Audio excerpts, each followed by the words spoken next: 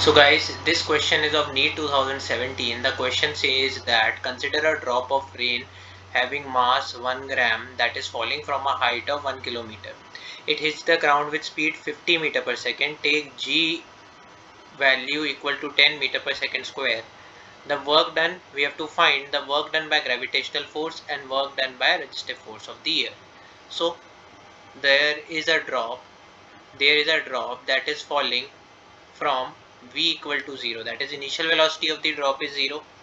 We have made a drop में हमेशा initial velocity 0 होती है, उसमें mg लग रहा होगा वेट, जिसकी वजह से वो नीचे की तरफ ट्रैवल करेगी। और वो कितनी ट्रैवल करती है sir? This drop travels a height of 1 kilometre sir, ठीक है। और यहाँ बेस पे आ जाती है।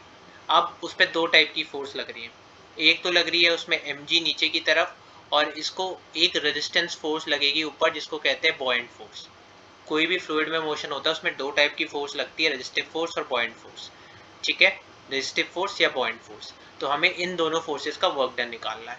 So work done by gravitational force is equal to mgh, ठीक है। अब ड्रॉप नीचे की तरफ जा रहा है और ग्रेविटेशनल फोर्स भी नीचे की तरफ लग रही है, तो नीचे वाली डायरेक्शन मैंने पॉजिटिव ले ली, ऊपर वाली डायरेक्शन, ऊपर वाली हाइट इज नेगेटिव। सो नीचे की तरफ मूवमेंट है इसका, सो मैंने पॉजिटिव हाइट ले ली। सो m कितना है? 1 gram into g is 10, height is your 1 kilometre, that is 1000 metre.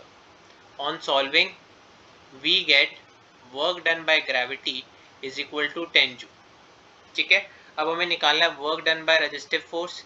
तो work done by resistive force कैसे निकालेंगे? बहुत सिंपल है, we will apply work energy theorem, ठीक है। वर्क एनर्जी थ्योरम हर जगह एप्लीकेबल है। जब भी हमें एक्सटर्नल फोर्सेस दे रखी होती हैं या conservative force non conservative force दोनों दे रखी है, we can easily apply work energy theorem. Work energy theorem क्या करता है sir? Work done by all forces is equal to change in kinetic energy. So पहली क्या है sir? Work done by mgh यानी कि gravitational force plus work done by resistive force is equal to sir change in kinetic energy. Change क्या है? Final kinetic energy minus initial kinetic energy. V initial हमें 0 दे रखा है। Work done by gravitational force कितनी है sir? 10 joule, it is 10 joule plus work done by resistive force is equal to sir change in kinetic energy, that is equal to half into mass दे रखा है आपको 1/1000 into velocity, final velocity 50 metre per second. So 50 metre per second is given, 1010 cancel, 2 से दूसरा 0 cancel, ठीक है।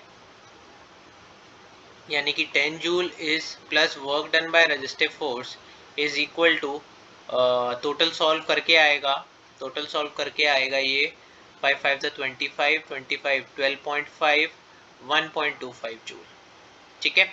1.25 joule, तो work done by resistive force is equal to 1.25 joule minus 10 joule, that is equal to work done by resistive force is equal to minus 8.75 joules। तो ये minus sign ये बताता है कि रेजिस्टिव फोर्स ऑपोजिट डायरेक्शन में act कर रही है, ठीक है। जो डायरेक्शन नेगेटिव डायरेक्शन मतलब ऊपर की तरफ एक्ट कर रही है, जो हमने पहले से डायरेक्शन एज्यूम कर रखी थी। So the final answer is work done by gravitational force is 10 joule and work done by resistive force is minus 8.5 joule, 8.75 joule. तो सी ऑप्शन इज करेक्ट।